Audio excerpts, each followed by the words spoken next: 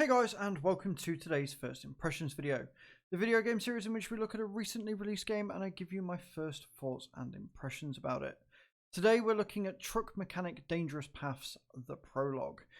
This is an interesting game published by Playway, where you have mechanic simulator aspects on a drama-stricken sort of quest as you go through different missions and XP. And try to get through it all in one piece with an added stitch of mystery as well. I have thoroughly enjoyed my time on this, and I am very much looking forward to the full release. As always, we'll go through the options first, and then we'll jump into the actual game and show you what it's all about. Unfortunately, with this being a prologue, you can't save your progress and continue. If you exit the game, then you will just start a scratch, which is fine, because it will allow me to show you pretty much everything about the game that I can. So, let's jump straight into it. Alright, we're in the options, and the first criticism of the video is the colour scheme they have chosen for the menu. Now, this could be considered a very subjective thing, but for people that are colour impaired like myself, this text scheme doesn't work at all. Now, this is the prologue, and things may change, and I'm hoping, begging, praying that they do, because I'm finding it very hard to read the text in this menu. The green on the green it's just not working for me, honestly, especially in these sort of sky areas. It's just merging and giving me a headache. A simple solution would be to put a black border around the text. That would work incredibly well. It would allow everything to be separated, and it would allow me to read it much, much easier. That being said, though, the actual options that they give you is amazing. Like, they've got a lot here already, and there is more to come. So you've got your inverted axes down here. You've got head bobbing on or off, and it is off by default. Thank you. They've got camera sensitivity and then field of view, which goes all the way up to 125 and all the way down to 70.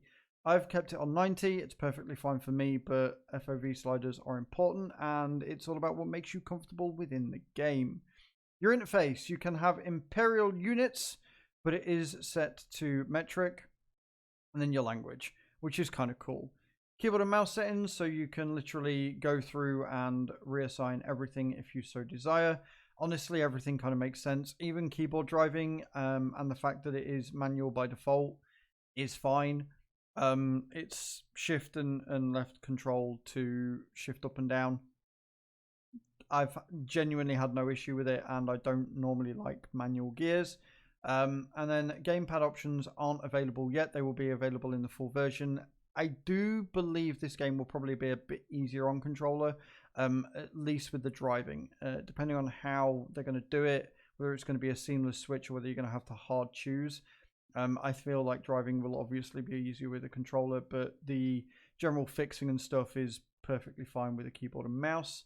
Your audio settings, you've got master, music, dialogues, and sound effects. I like the fact that they've switched the dialogue and the sound effects as separate. A lot of games don't do that. It does set it at maximum, but it's not blow your ears out loud, which is nice. And then your video options, and there is a lot of them. You've got your resolution, which is only available if you play it in dedicated full screen. Windowed full screen is the full screen mode I've gone with. You've got VSync on or off, frame rate limit enabled on or off, and then your frame rate limit if you do decide to do that. It does go all the way up to 300, or you can limit it, obviously, or switch the limit off and it will just go as maximum as it can. HDR is available for HDR monitors. And then you've got texture, shadow, effects, anti-aliasing, shadow quality, view distance quality, post-processing, and foliage. I have knocked them all up to ultra, and this has been perfectly fine for me. I have had zero issues. If I had to criticize this menu, I would say AA and post-processing should not be in ultra. It should be in its numerical values, but that's just a slight thing for me. And they're your options. Very well done. If they could just change the font color, or at least put a border around it, I would be 100% happy and give it full marks. Let's see if the game is as good as the options, shall we? All right, here we are in the game. You start and you are in your truck, which is a banged up pickup truck, but it works, it does the job. You are given the task of going to the mine, and you will get bonus quests and adventures along the way. You can turn to hide the panel if you press 1, which is nice, and then you've got your objectives and your overall level in the top. Now, what does seem to be pretty cool is that it saves your XP per run. Even though you can't load in at the last checkpoint or load in or continue from where you left off, the XP is saved overall, which is really good. So I'm hoping on full game that will transfer as well. You have your map here, which is a fairly simple map, and you can see that you have various places that you've got to go and where you need to end up to complete the mission. You have various routes that you can go. Some will be closed off, some will be obstructed by hazards and things that you will go along and sort of see. It's pretty simplistic in how it works, but it does work rather well. I personally prefer driving in this like first person cab view, but it works perfectly well where if you do it in third person, and honestly if you get lost or don't know where you're going to be going, you're going to want to be in third person for that. Now, unfortunately, the realism doesn't go much further than the steering wheel. The speedo does seem to move, but it's very hard to tell because obviously it's a mucky bunged up truck. You are going to need to remember to change gears because you can break your truck as you go around, and if you break your truck to the point that it can't move anymore, you're going to have to get out and fix it, which I kind of want to do, but I think that there are set scenes where you're going to break down anyway to show you how the game works. But the idea is basically you've got to get from point A to point B in order to complete the mission. And then that's where the mystery comes in, because as you go through, there's something afoot. There's something not quite working right that you're going to have to sort of work out as you go along, as you try and complete this mission. Honestly, I'm having an absolute blast with this game. I've not actually beaten it yet because I wanted to see if I could actually save and continue where I left off. I wasn't expecting to be able to. But there you go. So I think if I'm correct, yeah.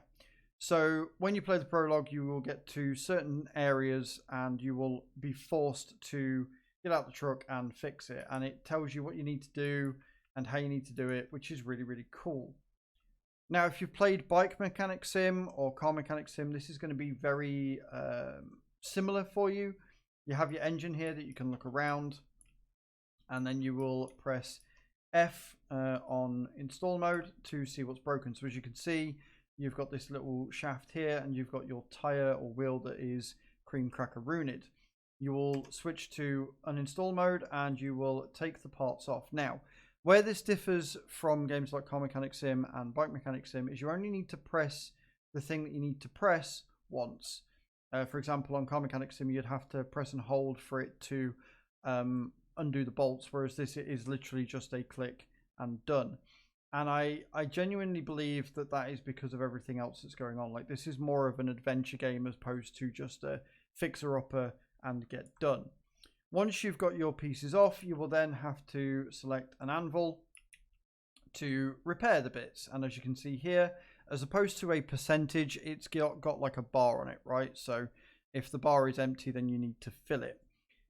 You get this mini game that comes with it, which is honestly could be better.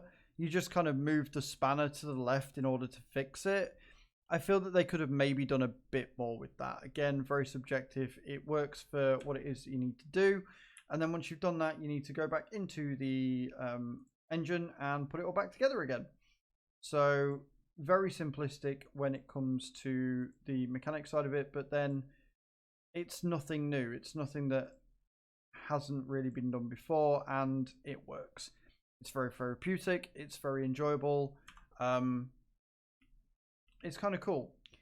Then you've got to get your jack out so that you can lift the car up and take the wheel off so you can fix it.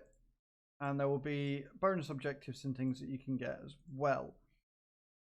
I am genuinely really enjoying this game. It's a lot of fun for how simplistic it is, and I like the fact that they've added like an adventure part to it, right? They've added this overarching story that is going to develop as you go through the game, and I'm very excited to see what the big mystery is and why somebody is trying to sabotage me.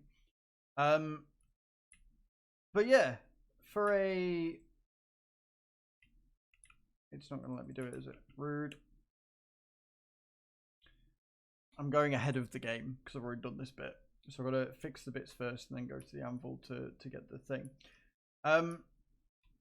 So yeah, if you like your car mechanic sim...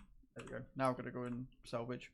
If you like your car mechanic sim and if you like a bit of adventure, this game is going to really be up your alley. Like, I am genuinely going to be looking forward to when this game comes out fully.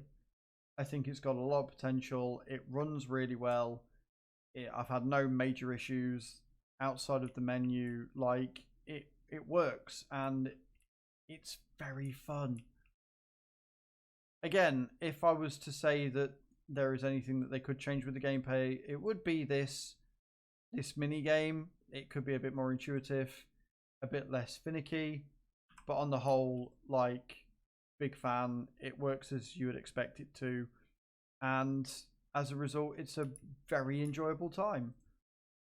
So there you go, guys. This is Truck Mechanic Simulator Dangerous Paths, the prologue. Let me know what you think. Let me know if you're excited for the full game when that comes out. And I shall see you all next time. Thank you very much for watching, and I hope to see you all next time. Ciao, ciao.